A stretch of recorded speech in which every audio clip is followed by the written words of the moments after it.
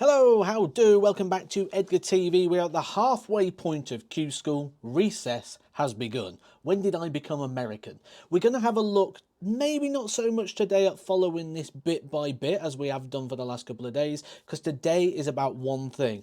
Who are the qualifiers? Who are the 16 players getting the automatic? And who are the players that will be going through to the final stage of Q School where tour cards will be given out? I will be following that and tracking that exactly like we've done the last few days with the round by round breakdown, seeing who's going through, updating you on the tables, building to another live stream on Sunday if you wasn't able to join us this afternoon. These are the players who will not be taking part, and we'll have a little scroll through here to see, because there are a couple of interesting names here, players that maybe you thought might have done a little bit more. How about Callum Francis, England international, done well on the WDF circuit, didn't pick up a single point. And some of these are on here for different reasons. Some people didn't perform, some ran into some harsh performances. How about Michael Flynn? He beat Michael van Gerwen at the start of last year on the Pro Tour over in Rosmalen. Scott Taylor has won a Super Series title, and I don't just mean a week, I mean Scott Taylor has won the entire thing before. John O'Shea has been talking so fondly, hasn't he, about wanting to get back onto the Pro Tour and have another opportunity to try and do things a little bit more on his own terms rather than how it has panned out. He not going through.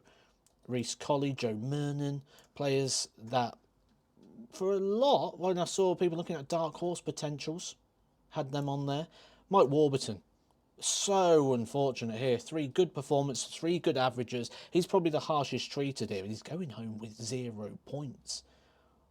Certainly a lot better than that, but the results just didn't pan out his way. How about David Davies? Not too much of an issue for him, though. David Davies knows for sure that he's going to be playing at Lakeside in the WDF World Darts Championship after making his Alexandra Palace debut recently.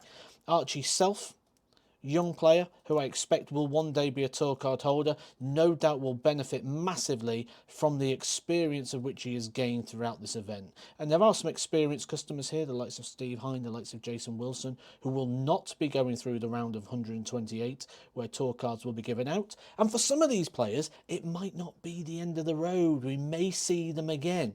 And that is because the new rules at Q School mean that they'll be topping up. So players that finish close will get a chance to invite in because 2 players will be qualified through on Thursday, and that will fill up those spaces. And those spaces will go to the likes of Kevin McDine and Lewis Gurney. They will get the first opportunity. So on Thursday, 2 players will win, the 2 finalists, position 1 and 2, they go through, which opens 2 spots up at the bottom. So the likes of Lewis Gurney, Kevin McDine, Nick Cox, Richie Burnett, James White, I keep wanting to say James Wade every time I see that name, and Samuel Price will have a chance to play some part in phase 2. Obviously, when you reduce it, you reduce the opportunity of the points, but last 64, well, there's 64 players now. You don't have to win the 128 player fields. It's essentially halved to the 64.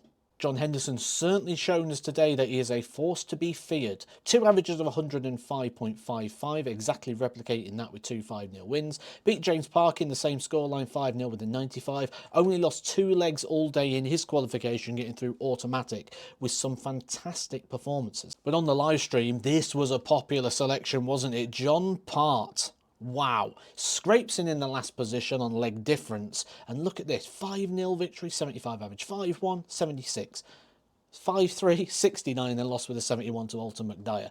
Isn't that John Part all over? John Parr finds a way to grind out these results. Remember that run he had to the UK Open a few years ago during the COVID year? Got to the quarterfinals. Never really statistically putting in that performance, but timing. Timing has been the key for John Parr. He talks about it on commentary all the time, and he's put it together again today at Q School. He's through to phase 2. He's got a chance to win a tour card. As does every one of these players here on this list, and some of these really stand out.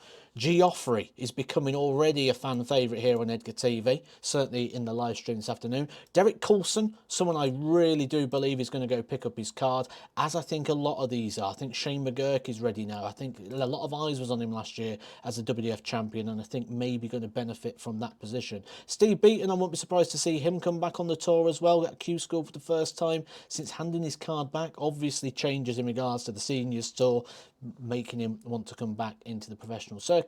Graham Usher, hasn't played his best yet at Q School, but he's in and he's got an opportunity still to do so. Scott Mitchell was one of the last players to confirm their place, qualifying through in the last hour. So let me know, who on this list are you really keeping an eye out here for phase 2? Because some of these are going to go through. Tommy Morris, I believe, is somebody who hasn't yet hit his ceiling. Jake Etchin.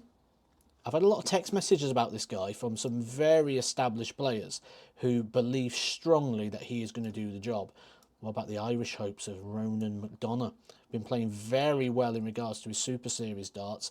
Doing a good job here. And I tell you what, the Irish are playing excellent. We've seen Shane McGirt go through already, Patrick Quinn. We've seen a lot of development from Irish players, and they've got a real big play here in the last 128 of Q School in regards to the UK. They're going to be joined by the players that are high in the Challenge Tour, Development Tour, players that are losing their tour card, and I'm going to do what I've been doing the last couple of days where I break it down to UK and European in regards to the explanation. For today, we're having a good roundup at that halfway phase. Now, I may be controversial in this next bit, because we're going to have a look at the European. Now, one thing you'll notice about the European as we fly through these players that have not qualified is you don't tend to notice as many recognisable names, or as many names that you think, oh, I thought that player may go and have a run. That's due to the fact of the varying in standards. I mean, there's a couple of players here that may be a bit surprised that they haven't got through to the second round phase, the likes of Roman Benecki. Decent young player, looked like he was making some development last year. Maybe a bit of a surprise he hasn't got through. But in general, the players you'd expect to get through on the European tend to do so. Krzysztof Kachuk had a terrible couple of days. He played in the World Championship recently. He's not going to be going through to stage 2. And then the rest of the players that haven't done so, you normally feel like either players that a little bit on the development side, but everything's still the same in regards to what we've got over in the UK. Same sort of situation. So Dominic and David, they're going to have a chance to play on another day. Robbie Knops, another chance. Sebastian Steyer, if they stick around, they'll get chances at the secondary phase at Q School. One of the things that surprised a few people today is Florian Hempel. He's taking part in stage 1 rather than stage 2, where he would be as a player who just lost his tour card. But to my understanding, doesn't want to go and get a tour card, so would have to play the 4 days at the next phase. You can't just play one. By doing this first day, it means he can go onto the Challenge Tour.